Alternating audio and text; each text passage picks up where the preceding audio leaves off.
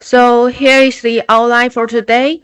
First of all, our introduction of the MHC, which include the topic material database viewer, alternative, material selection guidance, material comparisons, and for the second part, I will introduce smart choice for of materials, and then I will share some example to tell you to demonstrate how to use